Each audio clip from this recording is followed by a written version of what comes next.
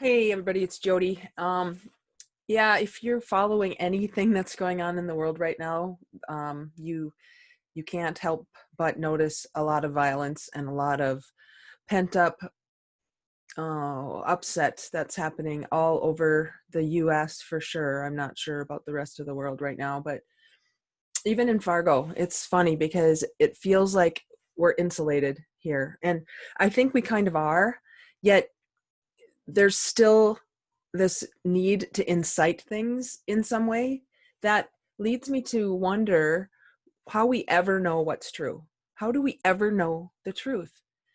And I think I've been conditioned for so long to look outside myself to find the truth that somebody else would know so that I could learn it with my knowledge and my intellect. And then I would never have to worry about not knowing the facts. If I had enough information in my head, I could always know that I would be able to use logic to determine what is true.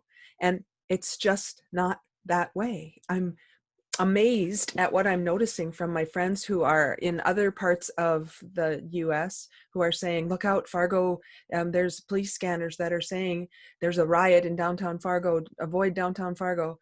And well, yeah, if that were happening, I'd want to know. So I'm looking at my sources and I'm looking at Facebook Live and I'm finding all these people who are there and there's no riot happening. It's not a riot. Maybe it's because I've been watching CNN all day and I've seen what's happening in Chicago and LA and New York. And yeah, that's a riot. You know, people are throwing things and burning cars. And we know what's been happening in Minneapolis. I know we get on edge and things happen. It, it's not, at least right now, it's not happening in Fargo at 7:35 p.m. It's not happening. I don't know if it's because I feel protective of my community, um, protective of my mindset, that I want to know when I can believe something and when I can't.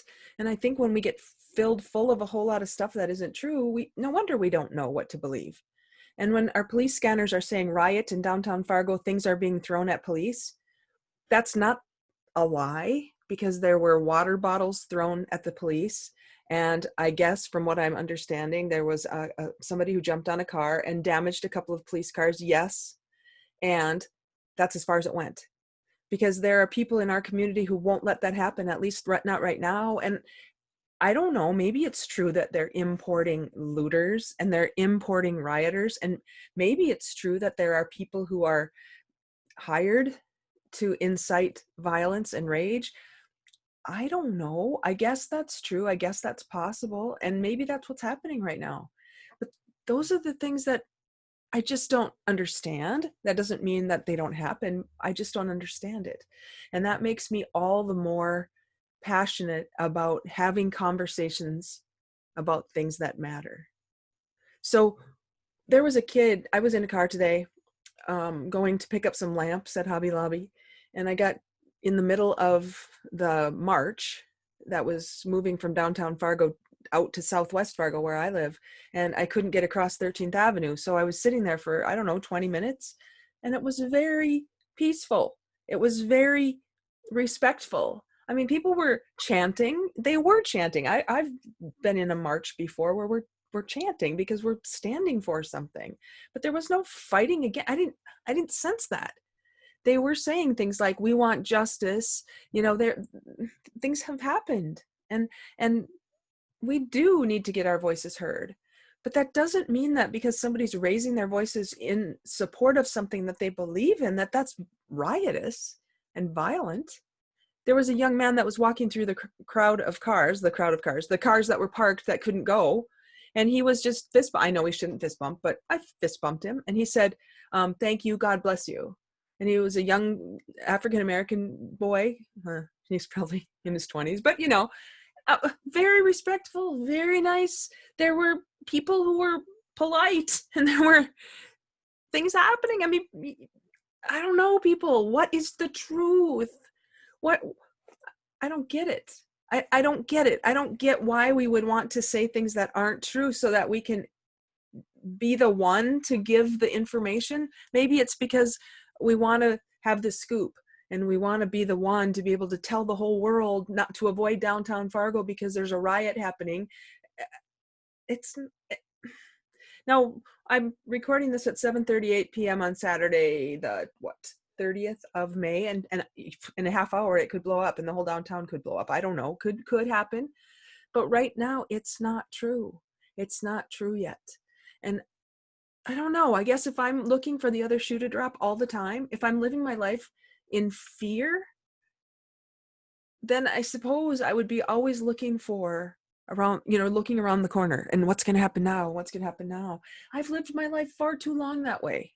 Worried about what would happen if I said something wrong, worried about what would happen if I'd messed something up. I know that feeling because I got really used to that feeling in my stomach, and it just became what was. Knowing that if I said something that could be misconstrued or taken out of context, that I would make somebody mad. I mean, man, think about living that way and worrying all the time about what other people will think.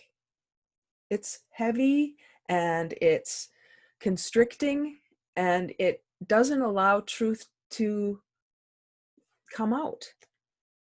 And I've spent far too many years of my life not speaking truth because the truth I speak might make somebody else mad.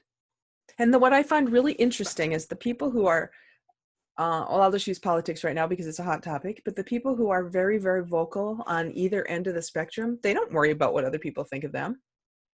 In fact, their job is to make sure that people are mad. And I don't understand that.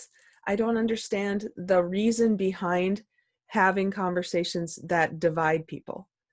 And it's because I'm called to something else. I'm called to have those conversations that bring us together. We may never agree on a subject, yet wouldn't it be cool if we could not agree on a subject without being jerks about it? I think that's possible. I really do believe that's possible. I mean, I don't know about you. I have friends who are a different religion than I am. I have friends who are a different ethnic upbringing than I am, whether that's German and Norwegian, or whether that's African American and Muslim and Turkish. I mean, and does that mean we can't come together and have conversations about things that matter? I'm kind of flabbergasted about this, and I just believe there's another way to be in our organizations and our families. I don't know the how of it yet, but I'm so committed to the why of it. And I want to work in organizations to be the interpreter or the bridge or the facilitator or the catalyst somehow to help people have those conversations that are difficult, and to be able to help people say their truth. And if I can help people say their truth and then watch the reaction over here, because the reaction is what happens before the response. The reaction happens when people are triggered by an emotion or something that comes from their own subconscious beliefs. And if I can help people speak their truth while watching and monitoring the reaction, I really believe that I have a job to do in the world of any organization. And I'm still working on getting that out. I'm still working on articulating what that is.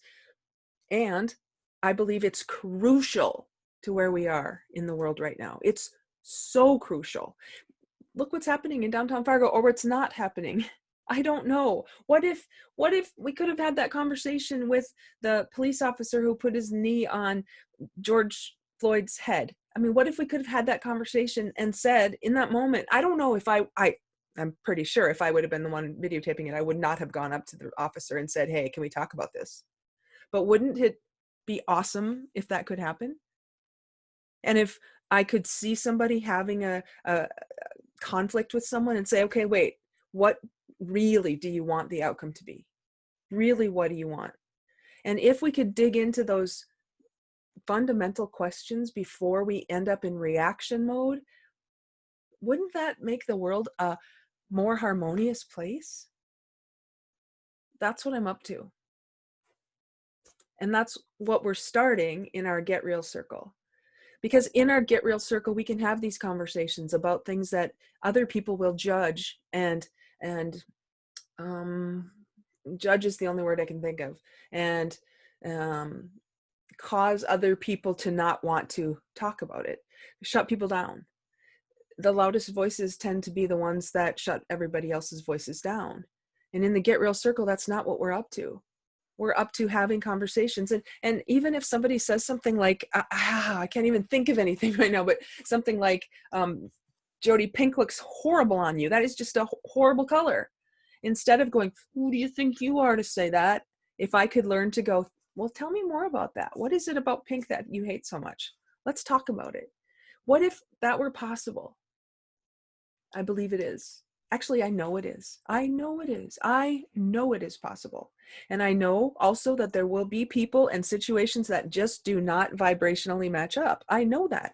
And if we keep trying to make them match up, it's like taking a kid who's really, really good at art and gets an A in art and gets a D in math.